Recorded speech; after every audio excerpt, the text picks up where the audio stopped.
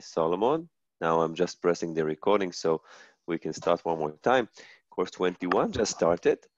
And let me just invite the others and we can start. Just one moment. Let's see. Maria, everything is good meanwhile. You're Yes, okay? thank you. Yofi, I'm really happy. So it's been 3 weeks since we've met last time. And we missed you dearly. yeah, in those 3 weeks, I just started a new function in high school. There is a kind of a principle of not all the students in high school, but a grade. So I'm the principal of my grade from this coming Monday that I started actually this last Monday. You know, it's really, exciting from one hand, but with a lot of intensive work from the other hand. So I hope that I will be able to tell you from time to time how is really interesting to be in charge of 220 students. Anyway, we are going to start since it was a lot of time since we've met. So let's see and meet. Eli, those 220 are only your grade? I'm sorry? You said 220 students? And they're all your grade? Yeah, they are the 10th grade. They are 15, 16 years old. Okay. It's going to be... next year you will be the principal of grade 11? No, I'm just replacing my colleague. She just gave birth this week, so I'm replacing her for a few months until Passover, and then she's going to come back, and I'm going to become only the homeroom teacher of 40. But it's okay, I'm really excited. In any case, let's start the class. Pepi and Heidi is with us, so really happy to welcome you back. Thank you very much for joining. Heidi celebrated this week birthday, so let's say happy birthday to her. Thanks. Everything is okay? Yes, everything. Yofi, I'm really happy. And let's start since you were celebrating, so you will bless us today. Go ahead, dear friend. בבקשה.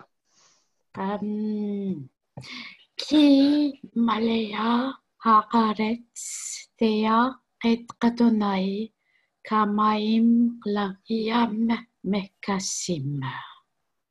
Excellent. Now we are going to speak about Solomon this course, but the beginning of Solomon is actually should be related to the end of David. Now the end of David, I think, started not from the last chapter about David, which is chapter 2. This is the chapter 2 in First Kings, when he is giving us the will and giving Solomon some orders who to kill or who to save with him. But from the other hand, I think that what is starting the end of David is the point when he committed a sin with Bathsheba. There is, of course, a lot of disagreements about was it a sin or not. In the Jewish tradition, there are many commentaries that try to take David act with Uriah in 2 Samuel 11 and try to say once Uriah left Bathsheba, it's like that he divorced her because he went to war, and then it's okay that David would be with her sexually. But in any case, in chapter 12, this is the chapter that we're going to read today, I think that there is an answer. And the answer is with the fable that is going to be with us today. And then we're going to see the sins and the punishments that David is getting from God. And eventually, we're going to see how Solomon was born. I think it's really important when we look at our life and we think about our kids, about our family, it's always important to pay attention the time that they were born, because I just when I think about Neriah, that he's almost 12 years old. He was born to a different generation from my generation and from the other generation, because he was born to a generation of technology, a digital one. And it's really important. And this creates, of course, many interesting observations about our life, how we live our life. By the way, we are actually taking the advantages of Neria's generation, the communication that can be everywhere in every platform. And I think that we're doing something which is amazing, that we can, every week, we can come and take 1 hour, 1.5 hours for our time and speak about the Word of God. And I believe, this is maybe one of the most amazing advantages that we have, the communication between us, no matter where we are coming from. And let us start after this small introduction. We're going actually to seek the character of Solomon during all this course, from the time that before he was born, and then that he was born, then the time that he was a king in the beginning, his actions, the sentence of Solomon with the 2 wives. We're going to ask ourselves, was this sentence create Solomon as a wise person, or as the sex of Israel tried to say something else? And the temple and the Queen of Sheba and the 1,000 wives. So we have a lot of good energies with this character. But let us start. So Heidi blessed us and also would read to us the first verse. And let us see. Go ahead, my friend.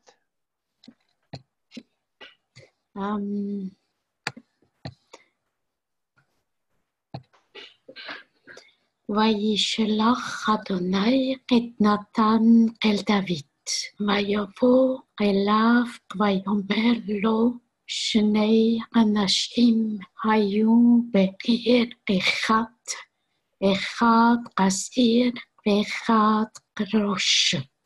לאסיר היה צאן ובקר הרבה מאוד. Excellent. So, of course, once the Lord sent Nathan is, of course, the prophet. And Nathan is speaking with David about a story. This, of course, would be a fable that we're going to see. Spoke about 2 people, 2 אנשים היו בעיר אחת, אחד עשיר ואחד רש. Rash appears here with Aleph. This is a really full spelling in Hebrew. Usually in modern Hebrew, we can see Rash with Reish and Shin without the Aleph. In the book of Samuel, there are many interesting observations about the text. Sometimes we can see text with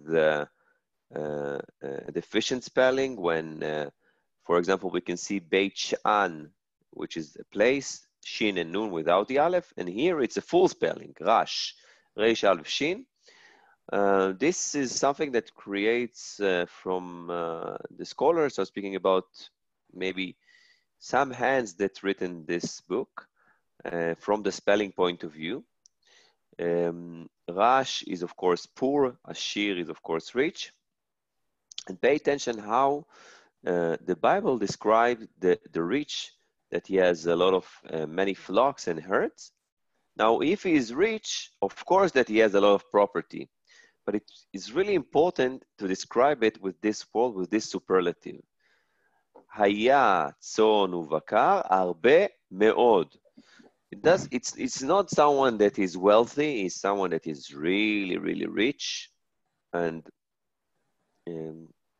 this is, of course, a story that Nathan is telling David, so David would understand that he is actually the rich man. Now, of course, in this fable, the rich man is David, and the poor man is Uriah, the Hittite that was murdered or killed in the previous chapter. Once you're speaking about property could be that he was rich, that he was actually like the king, but it could be also in the meaning of women. We know that David had several women, Achinoam, Chagit, who was the mother of Adoniah. We know Abigail in 1 Samuel chapter 25. So it could be many interesting understandings of what is the flock in this fable. In any case, let's see what we have now. Thank you very much, Heidi, for your reading. And let us move to our dear friend Pepi that would read to us the next verse. Detlef is with us today.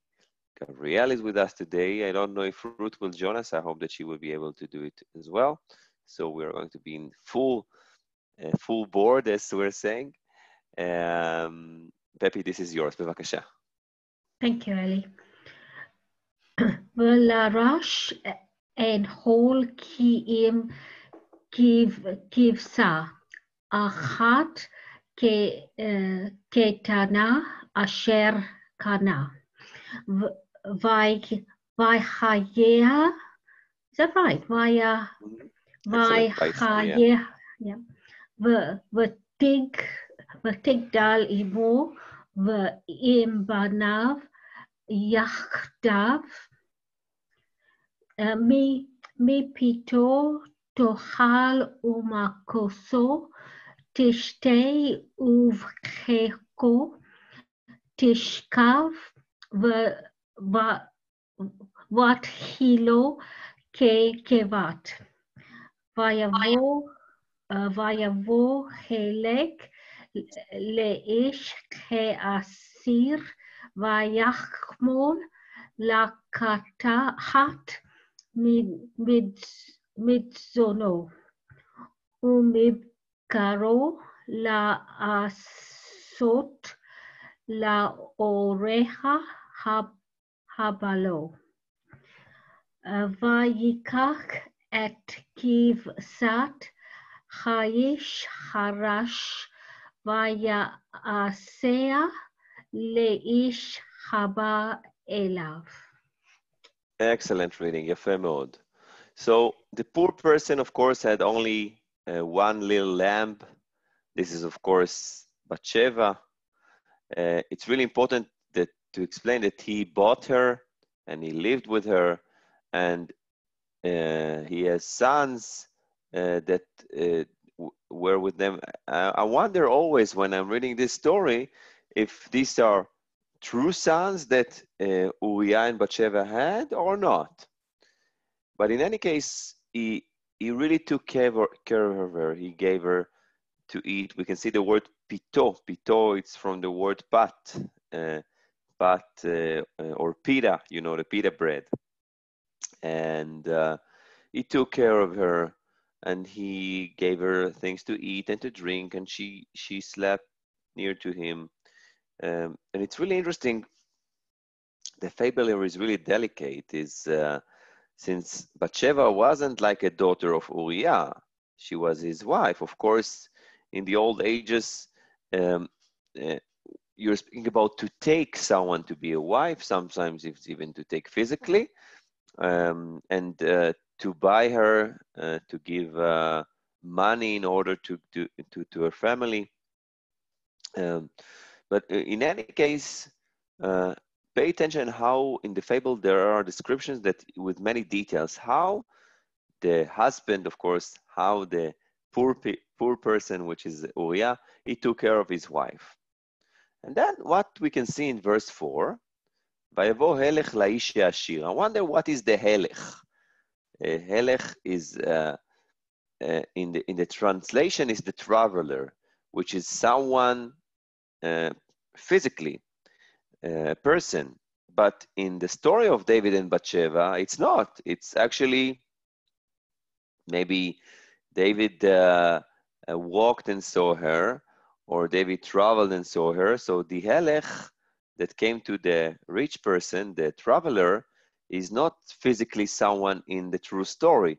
Is maybe he was, he saw her and he was feeling that he must have her. The commentaries about David and Bathsheba's story is taking many options of understanding one of the options, that he kind of raped her, or and the other, from the other side, that she seduced him. She knew that he's going to be there. So there are many interesting, and of course, first of all, in many commentaries, what we can see is that you bring what you think to the interpretation. This is what you think, and you're saying, okay, because this is written, so this is something that helps me to explain my commentary. In any case, whether it was something that Bathsheba didn't want or was forced, or something that maybe from the other end that she wanted, this is not a behavior of a king, no matter how we judge it. And let us not forget that Bathsheba is a person, is a woman. She's a woman, and even in the old ages, and there are different status. She's not related to the king in any way in those days before he saw her. But what we can see here is that instead of taking from his flock, instead of taking from his lamb, he took from the poor one, and then he gave it to the traveler, which metaphorically says here, instead of being, he had he saw a woman and he fell in love with her, or he saw a woman and he wanted to be with the woman. So he could have taken from his women. He has at least 3 or 4 women there that were married to him. They have children. But no, David took, of course, Bathsheba, and not the other women that he had. It's really important, because sometimes when you speak about this fable, it's only 4 verses, but I think it's really deep one. We can see a story that in the previous chapter, we can see many verses about this story, not just what happened between David and Bathsheba, but also afterwards when Uriah came back from the war, and then he was sent to another war, that he was killed there. So it's really interesting what happens there. The 4 verses of this fable is trying, of course, to give us this story in a shortcut. Let's continue and ask, let's see, where is Maria? Since we have many students today, so, I found her. Okay, Maria. So if you please may read to us the reaction of King David. Go ahead. Okay, thank you. ויחר אף דוד באיש מאוד. ויאמר אל נתן, חי אדוני, כי בן מוות האיש העושה זאת. ואת הכבשה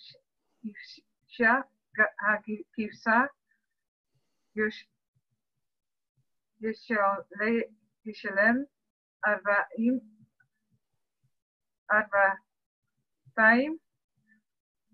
עקב אשר עשה את הדבר הזה, ועל אשר לא חמל.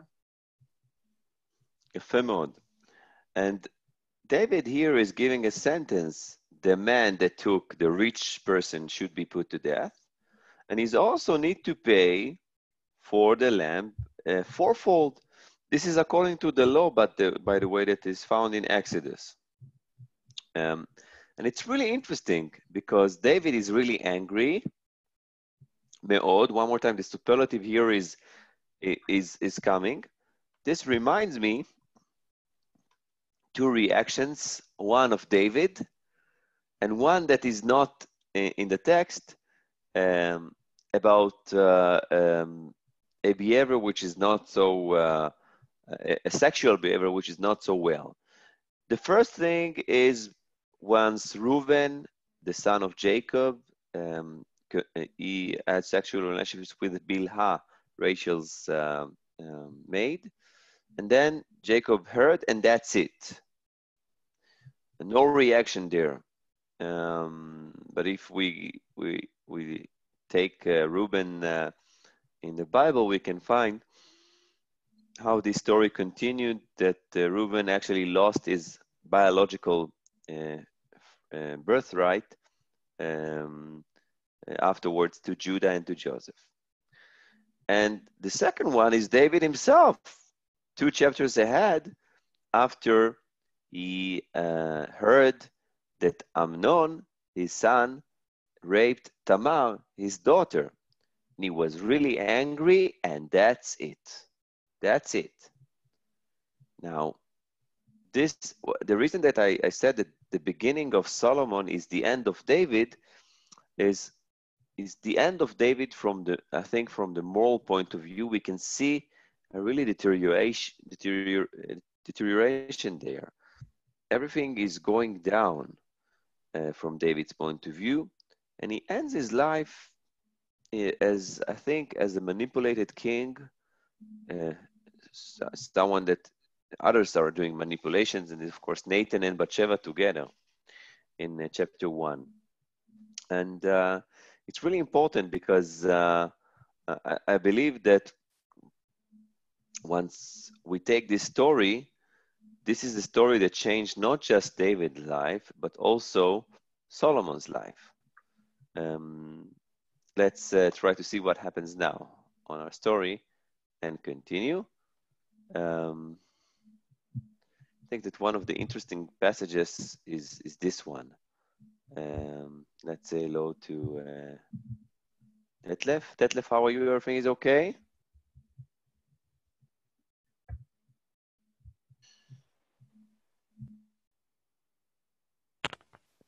Hey, Detlef. אני קורא? כן, אתה קורא. Go ahead. ויאמר נתן אל דוד, אתה אשים... אתה האיש. You're the man. האיש. כה אמר אדוני אלוהי ישראל, אנוכי מחתיך למלך על ישראל, ואנוכי הציחתיך מיד שאול,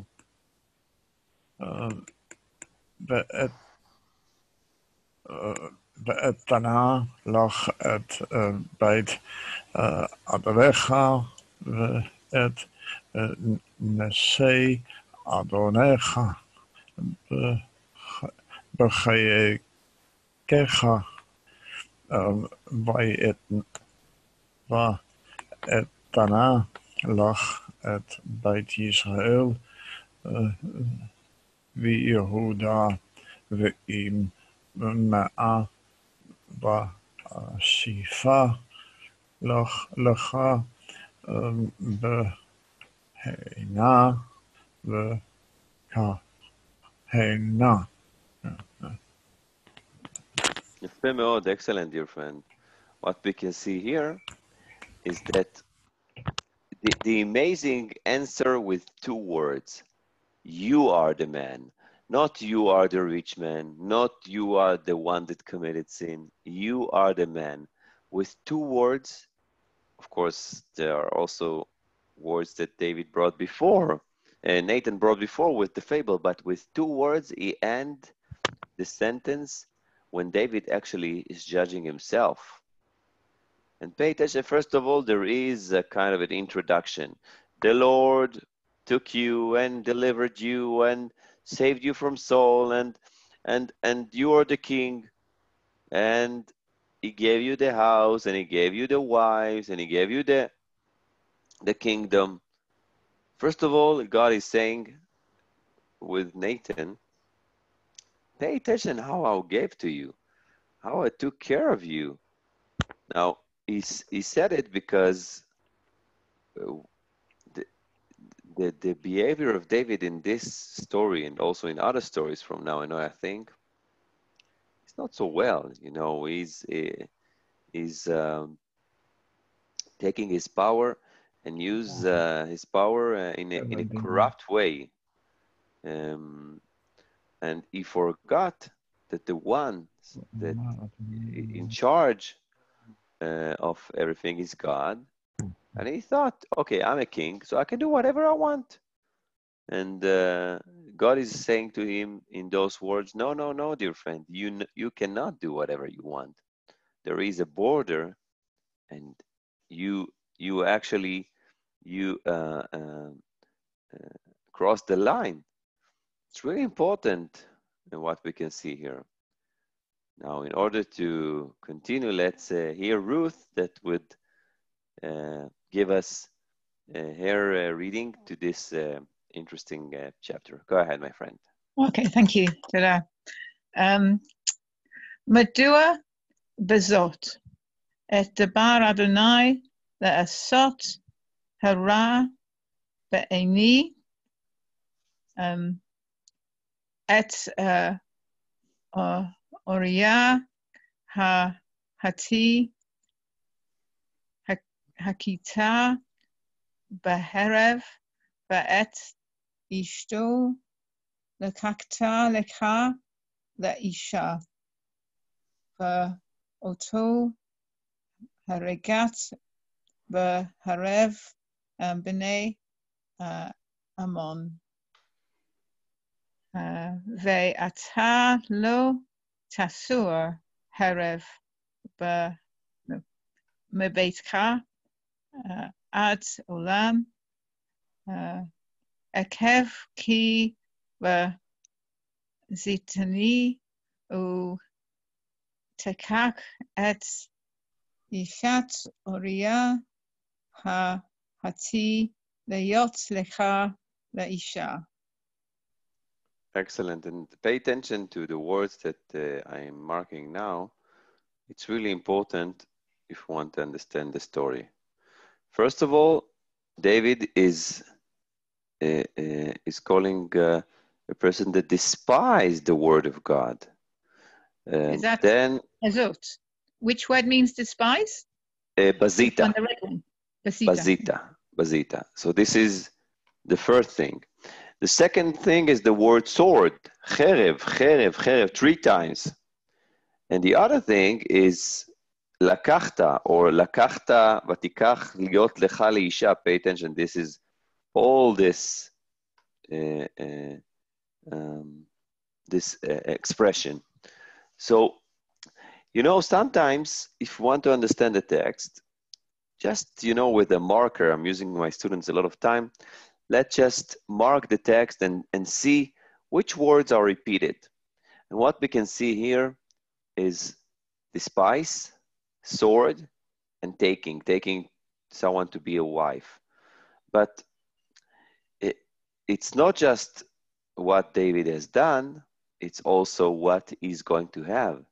He used the sword, he's going to have a life full of swords.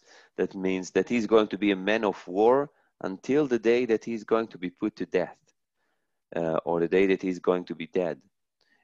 It's not just a war which is physically, it's also a war which is mentally, it's also metaphorical war. What we can see in David's house in the last chapter, or the first chapter in 1 Kings 1, is a king that everyone in the kingdom can do whatever they want. Adoniah can try to aspire to be a king, and David is not doing anything. And Nathan and Bathsheba can do manipulations, and David is not doing anything. And I think it's really important because the reason that David didn't build the temple, according to Samuel, is this one. If he's the one that has sword of all of these wives and he's in a war, he doesn't have time to build the temple, though that David wanted it. So I think it's really, really important to pay attention to what we can see here in the verses that dear Ruth read to us. Now, let us move to Ellie, could I ask Gabriel. you a grammatical question, please? Of course, בטח. The first one is on line 1. Why doesn't bar have a dagesh in it? Because it's the beginning of a syllable. Yeah, that one. This There. one is Yeah. because this word is together with et. It's like one unit. And once you read the et, so it's like the taf is with the silent shva, and then after a silent shva with beget kefet in the middle of the word, there is a dagesh. This is of course dagesh kal. This is the reason. And you have another grammatical question? Yeah, there was another. I think it's the same thing though. I think, oh yes, here it is on the second line. I think it's the same thing. It says vacherev. Yeah, yeah, it's the same thing, isn't it? Yeah. Because it's constructed. Yeah. Thank you. Yes, no problem. And I think it's really important. Thank you for the grammatical question. I think it's really important not to forget that the text is not just moving according to the rules of the Hebrew grammar. Sometimes there is the musical reading, and this is changing the text. Since it's also once the vocalization that was made in Tiberia, he also the people that has done it, the Ben Asher family, that they also try to give a musical understanding of the text, and for those reasons we can see sometimes vacherev or becherev. But thank you very much for your question, really important one. And let us move now. I promised Gabrielle that she would be able to read, so let's just okay, make it here, and okay. So Gabrielle, can you hear us, dear friend? Yes, you have, I can hear you. Yofi, I'm really. Oh, yeah. Just one moment. How about you're staying in the north of Israel? Wow, it was amazing. We've been in a place which is called Ashdod Yaakov. It's near to Tiberia. It's a kibbutz, and it was really nice. You know, we've been my parents and my sister and their kids, and my brother and his kids, his daughters, and we've been, of course, the Dahan's family. It was really beautiful weekend that we had, and really enjoyed. And last week, Iris and me, we've been in a performance that we've waited a lot of time to see.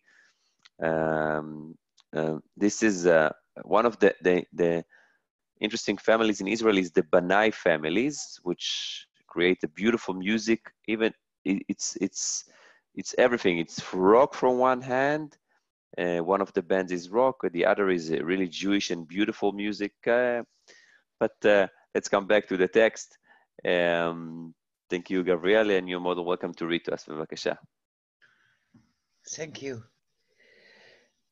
Ko Amar Adonai Hineni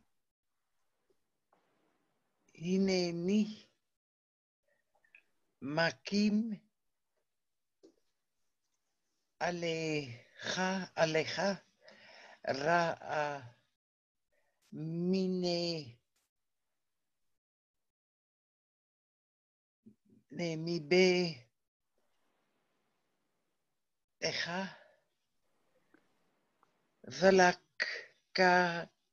Lakachti et Nashecha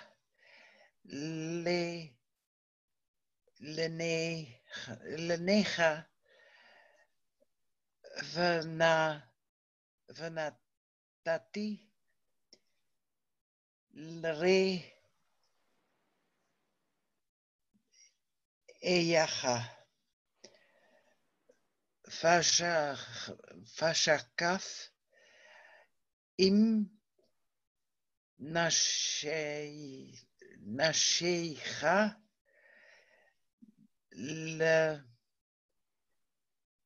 ליני השמש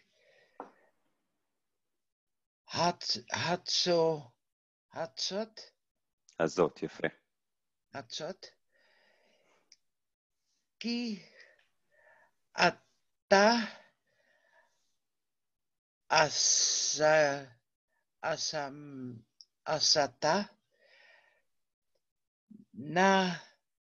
נתתר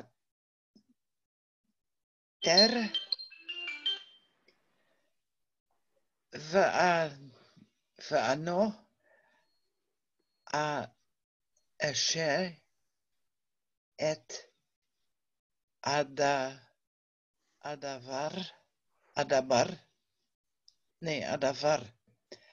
הצו אחר כל ישראל ונגד השמש. I think that maybe the most awful punishment, or one of the most awful punishments in the Bible, is this one, because what the Lord is saying that the wife of David, the wives of David, is going to be giving to his neighbor, and is going to have sexual relationship with them that everyone would see. And he's saying to David, Ata asita baseter, you have done it secretly, and I will do it that everyone will see. Now, I think that this is a punishment that is horrible. It's really difficult. One of my students in high school said to me one time, why God gave him this kind of punishment? It's really humiliate him. And I believe that the commentaries that are trying to say David didn't do anything, or it was okay, or he was a king and he can do whatever he wants, they cannot ignore for what is written here. God is giving David a really horrible punishment. Once when we can look at David's the end of David's life, we had a course about his life.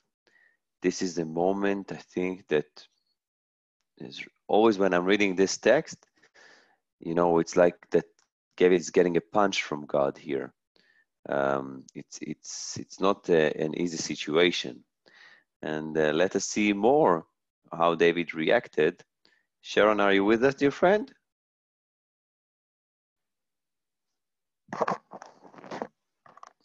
I hope that you can hear me.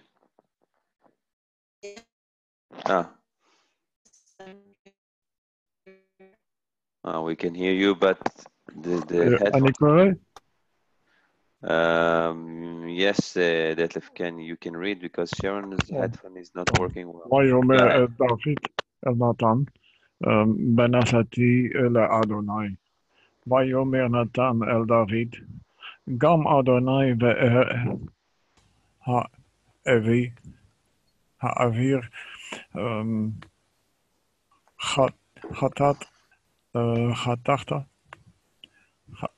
חטאתך, כן. לא תמות אפש כי ניאץ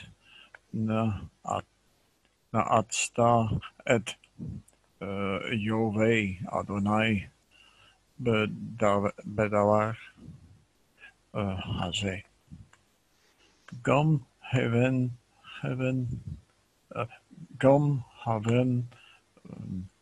לוט לך מות ימות. יפה מאוד, excellent. ויאמר דוד אל נתן, חטאתי לאדוני, I have sinned. In Psalms 51 there is a kind of explanation what he has done exactly. And Nathan said to David, you know, the Lord forgave you. Or the Lord hears you. You won't be put to death, but you are not going to put to death. Your son is going to be put to death. Now, this is awful. By the way, probably, and I'm saying probably because we not always can be sure in 100%, this word that is here, oivei, just one moment, is probably an addition, or what we're calling tikkun sofrim, because David actually caused for a shame and despised not the enemies of God, he despised the Lord. But in the Bible, you cannot write these words. You cannot do this. Like as in the book of Job, it's written that Job would bless God, but in the meaning of curse. So this is another tikkun sofrim. 18 places in the Bible that the sex of Israel fixed in order to give the Lord his respect and not cause him for humiliation or insult him. Insult his character. But pay attention. David is saying, your life is saved, but the son that is going to be born from Bathsheba, no, he's not going to be saved. Now, I wonder, you know, in the Bible, in many times we cannot hear the reactions, the mental reactions of character. This is something which is really, really unique to hear someone that is speaks about himself. But in this point, you know, what David can say, what he is feeling, how we are feeling with this punishment. Is this punishment can we even say it's too much, or David has done a sin, or even 2 or 3 sins. He coveted, he caused for murder, he caused for he actually stole the wife, and he didn't believe in God, so it's even 4 commandments. And this is something that he's getting here a lot of punishments here. The swords that is going to be in his life, the women that is going to be humiliated, and the son that is going to be put to death. Pay attention, David is the only one that is not getting a punishment directly. All this environment, his wife, his nation that is going to be in a war, and his son, but David is not. So just you know, a small observation which is really important. Of course, the punishment is horrible, and of course it's related to David, but it's not something directly to him. It's not that David is punished, that is going to be put to death, no. Let's see what is written. וילך נתן אל ביתו, ויגוף אדוני את הילד אשר ילדה אשת אוריה לדוד, ויענש. That is going to be really sick. ויבקש דוד את האלוהים בעד הנער, ויצום דוד צום, ובא ולן ושכב ארצה. He really wants that this boy is going to be lived. ויקומו זקני ביתו עליו להקימו מן הארץ, ולא אבה ולא ברא איתם לחם. He fasted because he said maybe this would save the son.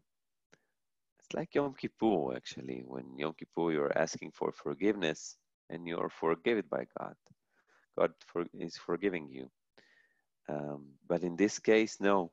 The kind of Yom Kippur that David had here, or the days that he had here, is not working, unfortunately. Let's see what is happening now. Pepi, are you ready? Go ahead. ויהי ביום השביעי, וימת הילד, ויראו עבדי דוד להגיד לו, כי מת הילד, כי אמרו הנה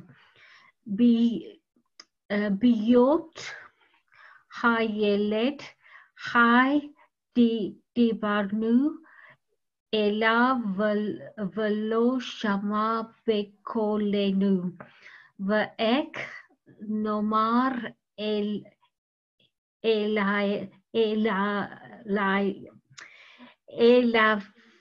אליו מת הילד ועסך רעה. וירא דוד כי עבדיו מתלחשים, ויבן דוד כי מת הילד. ויאמר דוד אל עבדיו המת הילד, ויאמרו מת. ויקם דוד מהארץ, וירחץ וישק ויחלף שמלותיו. ויבוא בית אדוני וישתחו. ויבוא אל ביתו וישאל וישימו לו לחם ביום חג. Sorry. Excellent. 7 days he fasted, and on the 7th day the kid was dying, and the servants, and this is something which is really interesting, we can hear the thoughts of the servants, what David would say if he would say that he was dead and he didn't listen to us when we asked him to eat, and now what we're going to say to him. But David is still having a lot of skills of understanding. He's really intelligent in this situation. He understood that the son was dead. And then, instead of having mourning customs, he changed his clothes, he ate, and he bowed down to the Lord. It's really interesting. What is the house of the Lord that we have here? It's not the temple, it's probably the tabernacle that we had. How many verses we can see in verse 20, Vayakom, Vayirchatz, Vayasech, Vayichalef, Vayavo, Vayishtachu, Vayavo, Vayishal, Vayasimu, Vayuchal. 10 verbs in one verse, and this is something that can show us how David changed from a situation that he thought that there is going to be forgiveness to an understanding that nothing is going to be changed here. This is a punishment that he got, and he would have to face it. And let's ask Heidi to read to us the next verses. Bevakasha, just one moment. Go ahead, Heidi. Thanks.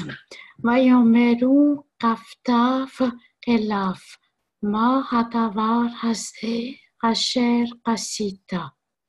כאמור הילד חי צמת וטבח, וכאשר מת הילד קמת ותאכל לחם.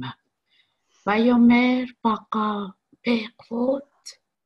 בעוד הילד חי צמתי וטבחה, כי אמרתי מי יודע, וחניתי אדוני בחי הילד, ועתה מת, למה זה ואני צם, האוכל לחשיבו ועוד, ואני הולך אליו והוא לא ישוב אליי. Now, you know, to criticize a king is not something that happens a lot. And his servants are trying to criticize him. What happens with you when the son was living, you were fasting and crying, and now when he's dead, you're eating?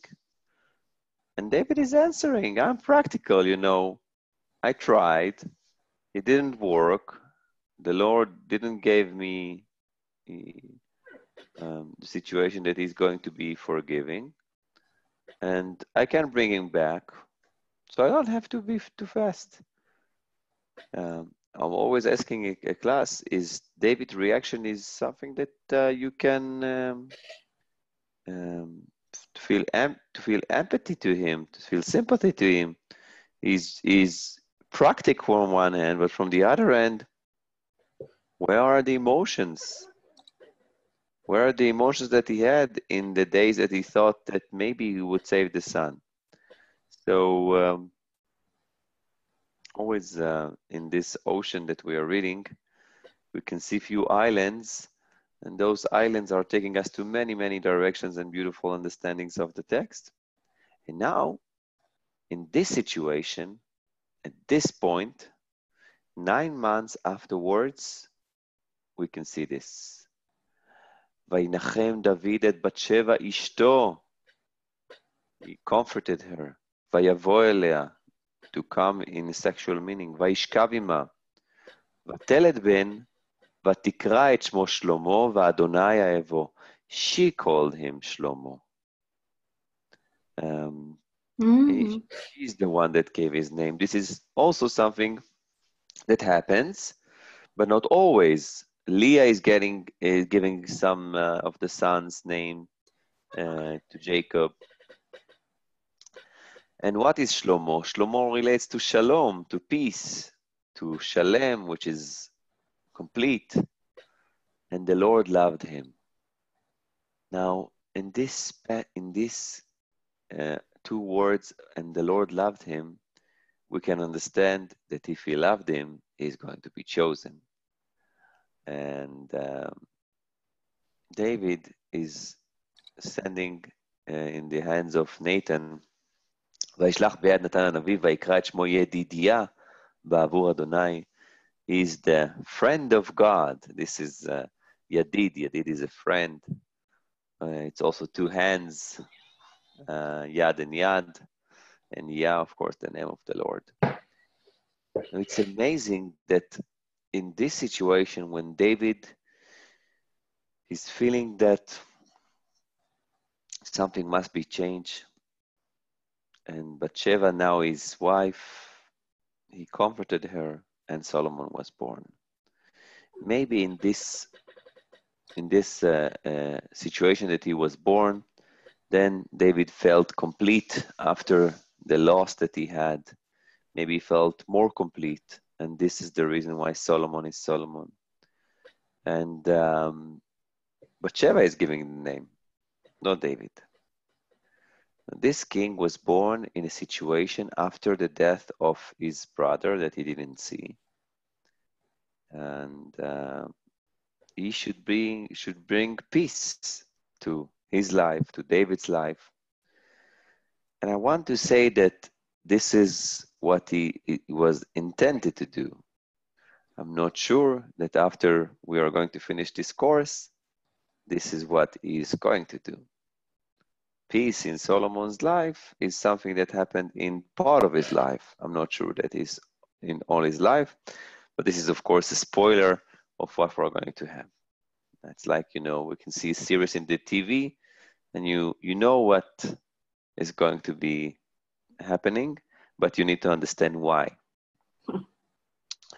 Dear friends, so course 21 is yeah, of course. It's interesting with the English translation, it says, and he called his name Solomon. But excellent, and I would explain why. Okay. I will explain why. In the Bible, there are actually two readings. There is what is written and what you call. It's called Ktiv and Kri. Now, in the Ktiv version, it's written that David called his name. But in the Kri version, the ones that you're reading, it's that Bathsheba.